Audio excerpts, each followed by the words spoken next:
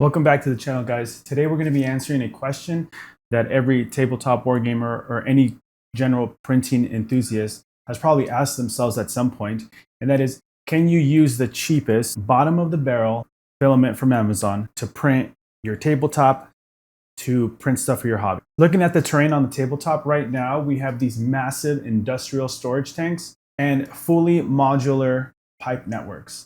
Huge thank you to the amazing artist over at Fabricators Lair for letting me use his digital files here for this video. He makes phenomenal, highly detailed terrain layouts for all your tabletop wargaming needs. And today we're going to put these large tanks and piping system in the ultimate budget test.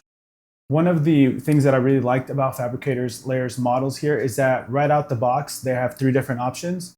They're completely unsupported, SLA pre-supported, and then finally FDM supported.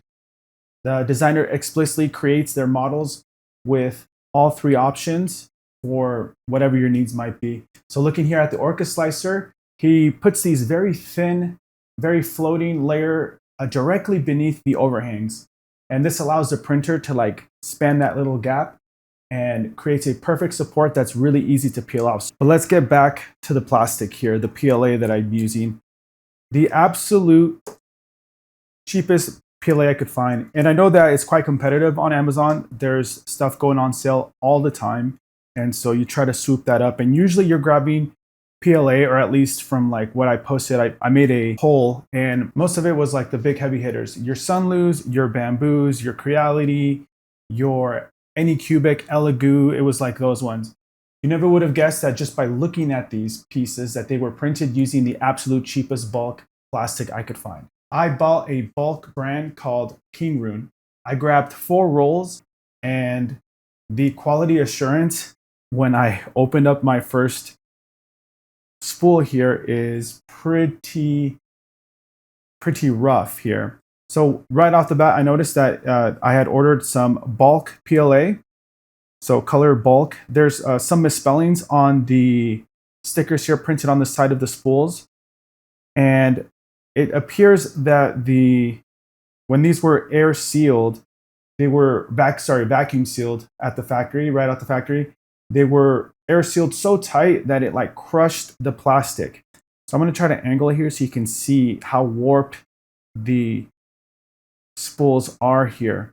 Not only that, but the actual filament winding is very uneven. It often crossed, and I figured this out during printing. It crossed from left to right, right to left in one go. And this kind of worried me a little bit because you think of oh, the filament's going to snap mid-print because it's going to have the extruder is going to just yank the filament across the spool there. So I didn't want to go right off the bat and start printing the Fabricators Lair files. What I did instead is I ran some basic structural prints, easy to lay down on the K2 Pro, and that's what we used for all of this stuff is the K2 Pro using the 0.4 millimeter nozzle and the 0.16 layer height. And the functional prints were great. All right, so I printed this rack here using the rolls, and the rack itself came out really clean. I was super impressed. I printed a bed scraper here, and the bed scraper printed out great. So I was kind of pleasantly surprised how well the filament printed. It was very uneven, like I was speaking earlier, and every once in a while you hear kind of you'd hear that filament going across from left to right. But nonetheless, the prints were coming out good, and I was within close enough vicinity to just monitor them. For the settings, I use my trusted Ender PLA settings temperature profile. I'll link it in the description below, but I ran the first layer at 213 Celsius, and then I dropped the other layers to 203 Celsius for the subsequent layers. Since the flat basic prints here that I just showed you printed successfully, I finally decided to move on to the terrain files. The first up was the white PLA, and that one was spelled correctly, so I had some nice hope for that one. The white roll, on the other hand, there was still some warping going on, but definitely not as much as the bulk PLA, the black PLA. So this one went through. I made a classic mistake. I'm sure others have made that as well. I forgot to check my cooling settings. So I have a couple settings for my filament when I am just printing at home. One of those is a quiet profile. So I have the fans turned really low.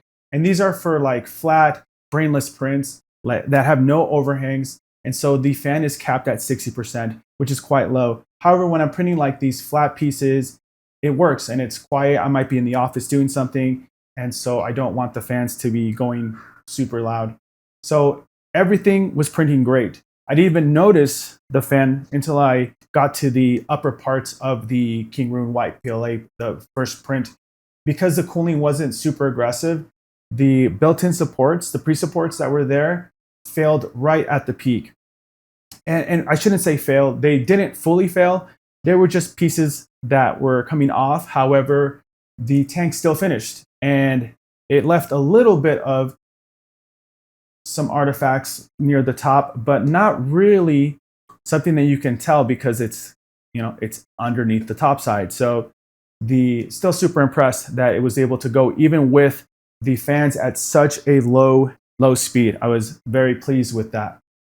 So for the second one, which was the Balck PLA, I blasted the fans to 100%. I learned from that mistake and I switched it over back to my normal cooling profile, which is much more aggressively tuned. And I put the fans at 100%, sent it in, and it printed amazing. The whole thing, easy peasy. With the higher fan speed, it really solidified those thin pre-supports, and they peeled away cleanly with zero effort. So that came out really well. And after that, I decided to print the bottom stand, and I printed the base of these damaged water tank towers. I printed them at a 0.20 layer height. They're kind of at the bottom, and so I wasn't really too concerned. But even using the 0.2 layer height, they still printed amazing, and they look amazing. Very structurally sound. The prints, again, you just lay it down, you print it. For the bottom of the tanks, though, for my own peace of mind, I did manually print or paint some organic tree supports.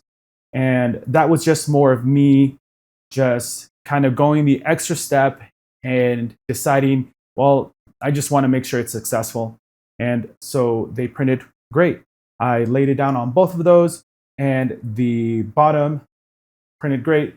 Then I went and printed the lids on there, and it was an absolute home run. One thing that I did notice is that the Balck PLA prints were very glossy at the 203 Celsius. If I were going to leave these unpainted, then I'd probably drop the temperature down to probably 200 C just to matte it down a little bit. But since I'm printing and then I'm going to be painting this train anyways, they look incredible. The walls are so thin around the top. Well, not super thin, not negatively so thin, but the K2 Pro handled it amazingly well. A little bit of stringing here and there, but absolute a home run. And the good thing is that Fabricators Lair's prints, in the files, he has these little connector pins, and they kind of work like traditional woodworking dowels. So when you print them and you want to push them together, so whether it's the base for the water tanks, just literally put two little not wooden dowels, but you can put two little plastic dowels inside. And once you place these little wooden dowels, then I put one on the base here. Let me get this closer here. I put one on the base right here. And then I put one on this one. You can see there. And then you're able to just place these on top. I'm trying to learn all about this line of sight thing here. So I know, like, if you're with a casual friend, you'll probably just say, well, this counts as line of sight. But if you're not, then you can easily remove these pieces and just remove the base stand and just kind of just pop this flat on the ground. And then that would be more of a, standard. There's going to be no confusion, But if you're playing people like that, then I guess you're playing real competitive. So, but that's something that I just learned, and it's so easy that you don't have to glue these together, that the little dowels. The next thing that I printed here was these pipes here. And again, they printed amazing. I decided to forego the pre-supported ones because they are pre-supported. And instead, I printed the unsupported ones, and I just put automatic organic tree supports. And I just threw them all at one time. And they printed amazing. Super good, super smooth looking here at the 0.16 layer height. And I was able to use the same thing. They'll use those little plastic dowels, stick them in there, and it really nice that it allows you to kind of, build them how you want to build them. If you want to make a longer pipe run, you can, or a shorter one, but either way, you're able to just kind of put those in, and super modular in your needs. You can glue them together. I did glue the ends here just because I just wanted to try it, and print it out amazing. And instead of having this be like a tall water tank here, because it's so modular, we're just going to place this little part right here. And we're just going to throw it down there. And now it's like a little tiny water tower. Look how cool is that? And the modularity, I don't know if that's a word, of this is super amazing. How you can just kind of mix and match, put a chimney on top, whatever it is that you're going to put on top. And there you go.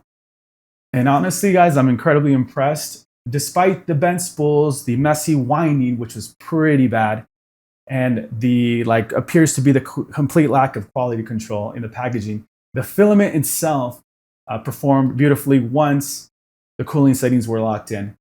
You do have to be prepared when you're buying some of these low budget filaments here for some trial and error. And there's always the risk, right? Because clearly the black spool was way worse than the white spool as far as the packaging and the spool itself was. The second black spool that I opened up was still warped as well, but not as much. So that's one thing to look out, like the batch consistency on these really cheap PLAs is, it could cause you issues, especially when you're buying those ultra budget brands. Make sure to go check out Fabricators Lair, store linked in the description below, and show them some love for these incredible guys, incredible FDM-friendly designs here.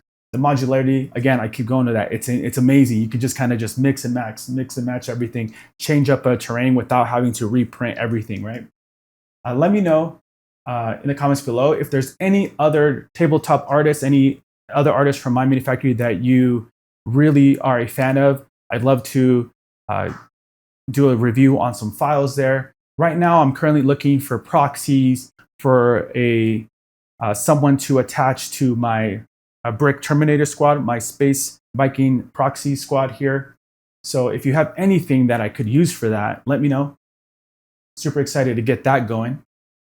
Hit that subscribe button if you found this video helpful, guys, and I will see you guys on the next one.